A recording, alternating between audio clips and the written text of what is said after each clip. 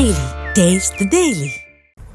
ராமநாதபுரம் அருகே 2 அரசு பேருந்துகள் நேருக்கு நேர் மோதிய விபத்தில் பள்ளி மாணவர்கள் உட்பட 10க்கும் மேற்பட்டோர் காயமடைந்தனர். கூடுதல் விவரங்களை செய்தியாளர் பூபேஷ் வழங்க கேட்கலாம். பூபேஷ், எப்போது இந்த விபத்து நிகழ்ந்தது? மேலும் காயமடைந்தவர்களின் தற்போதைய நிலை என்ன?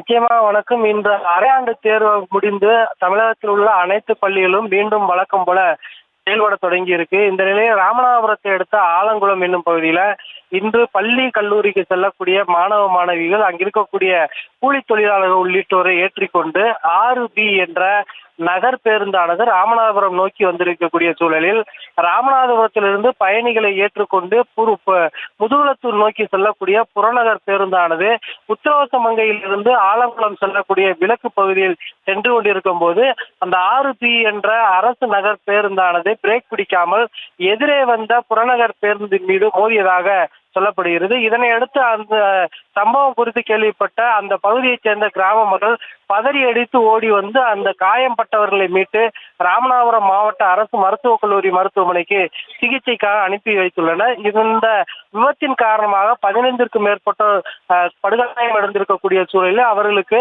ராமநாதபுரம் மாவட்ட அரசு மருத்துவக் கல்லூரி மருத்துவமனையில் சிகிச்சை அளிக்கப்பட்டு வருகிறது. இரு அரசு பேருந்துகள் ஒன்றோடொன்று மோதிக்கொண்ட விபத்தில் 15க்கும் மேற்பட்டோர் படுகாயமடைந்த சம்பவமானது அந்த பகுதியில் பெரும் பரபரப்பை ஏற்படுகிறது. குறிப்பாக அரசு பேருந்தில் அந்த பிரேக் பிடிக்க இந்த விபத்திற்கான காரணமாக சொல்லப்படக்கூடிய சூழலில் அந்த மாணவர்களை ஏற்றிக்கொண்டு செல்லக்கூடிய அரசு பேருந்தை அதிகாரிகள் முறையாக கவனிக்காது மிகவும் கண்டனத்துக்குரியது என அந்த கிராமத்தைச் சேர்ந்த பொதுமக்கள் தெரிவித்துள்ளனர். விவரங்களுக்கு நன்றி பூபேஷ்.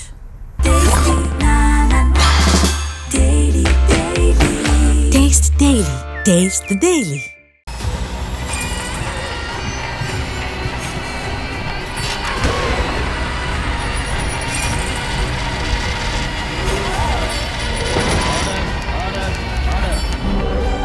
நிகழ்தகவு குற்றங்களின் மறுபரிமாணம் நாள்தோறும் இரவு 10 மணிக்கு இணைந்திருங்கள் நமது நியூஸ் தமிழ் தொலைக்காட்சியோடு.